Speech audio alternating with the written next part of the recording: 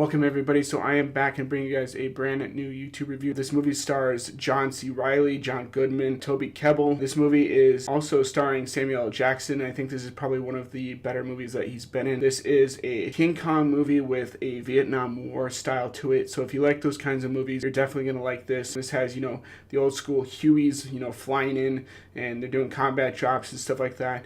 And this is just all around good fun. I think this is probably one of my favorite King Kong movies just because they kind of changed things up and did things a little bit different. This movie follows John Goodman's character as he goes to Monarch to try and get researchers to go to Skull Island. He finds a map that leads to, obviously, Skull Island. And at first they're a little bit hesitant to it because they don't see the reason behind it. But they think it could lead to these underground caverns, which they think it's the Hollow Earth theory, which I don't really subscribe to. I think that's just a bunch of malarkey. But, some people still believe that even to this day when we got a whole bunch of science and stuff to that. So that's on them. They send a team of researchers as well as the military to kind of go and study this place, hopefully to see what the wildlife is on the island as well as the different creatures and stuff like that. This leads to them going through a huge hurricane and eventually meeting Kong, who wreaks havoc against the helicopter fleet that is going in there. This is probably one of the coolest fight sequences that I think I've ever seen in a movie. Kong's just going at it, throwing helicopters and other helicopters. He throws a tree at one point that slams into the helicopter, causing it to kind of go out of control and crash land. And there's a sequence where Kong is just pounding the shit out of helicopters and it explodes. And you kind of see Kong in the billow of the smoke and flames and everything.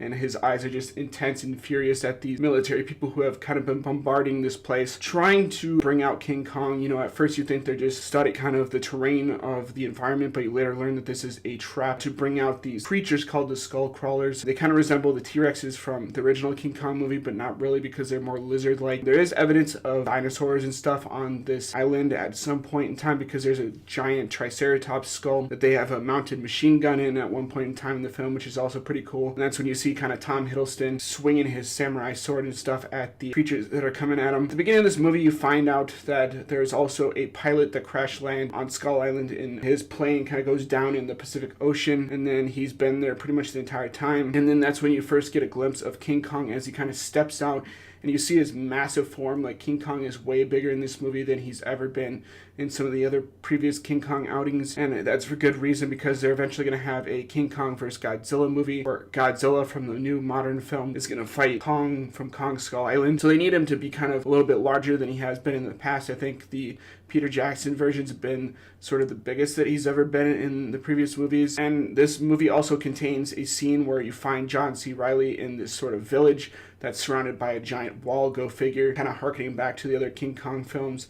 And he's gone a little bit crazy, he's gone a little senile, maybe a little bit schizophrenic, but apparently these villagers kind of help him out so he can eventually leave someday, which leads to the final fight where you've got Kong fighting this giant skull crawlers, which come out of the ground and start attacking him in the middle of a swamp, which I think is pretty cool. Another thing that I think is pretty sweet is they actually shot this film in Vietnam. They didn't CGI this. They could have easily done that. There's a really cool shot of one of the mountains in Vietnam, and you see Kong's handprint as he's kind of climbing over the mountain and stuff, and you see Samuel L. Jackson, whose only mission after his crew is taken out is to kind of capture and kill King Kong, hopefully. This movie has all sorts of coolness. I think if you really like action movies, if you like kaiju films like me, if you like movies with really great dialogue and banter back and forth between some of the characters in the film, you later find out that John Goodman is sort of in this conspiracy theory to kind of figure out that, oh yeah, there is a giant monkey on this island, that they didn't tell the military people pretty much everything, which leads Samuel L. Jackson's character not to trust John Goodman's character in this film. And then eventually they escape. This is kind of the true to form King Kong formula. If you've seen all the other films in the franchise, you're probably going to like this movie. You're probably going to have a good time. It's pretty much shot in the vein of,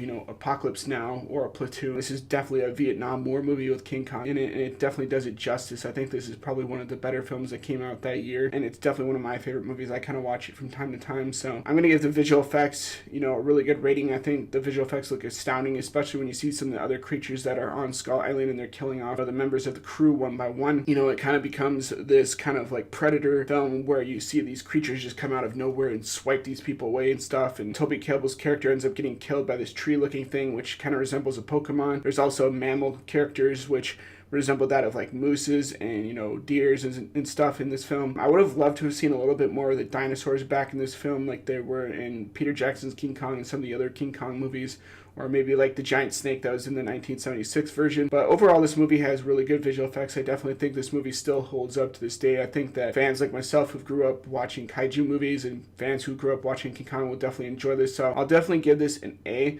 You know, Brie Larson's character is more or less not the damsel in distress. She's kind of a photographer who's kind of along for the ride. She doesn't really have that much of a character within this film. Occasionally she meets up with King Kong and they grow some sort of a little bit of bond between each other. And you kind of see that a little bit with it in this film, where King Kong kind of grows a little bit of a bond between Brie Larson's character. But overall, she doesn't really do that much in the film, even though she's kind of the lead actress, which leads me to believe that, you know, Captain Marvel might not be as good of a movie as one would hope. But maybe if reviews are good, maybe I'll see it eventually and review it on my channel. I'm just, after some of the comments that she's made, I really don't like her as an actress anymore. I think she's kind of a little bit sexist, a little bit racist in terms of saying that she doesn't need a 40-year-old white person's opinion about a movie and that it wasn't made for him. So, you know, I liked Kong Skull Island. Is that movie not made for me, Brie? Like, you know, these are the type of movies I like to watch, so I don't know why you're thinking that you're special or anything like that. But yeah, overall, besides those comments, you know, I like all the other actors involved. I think this is a really great story. I don't think this director has any sort of political message towards it,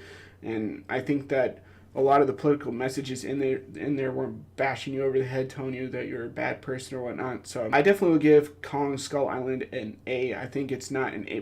There's definitely some things wrong with it in terms of the pacing and stuff like that.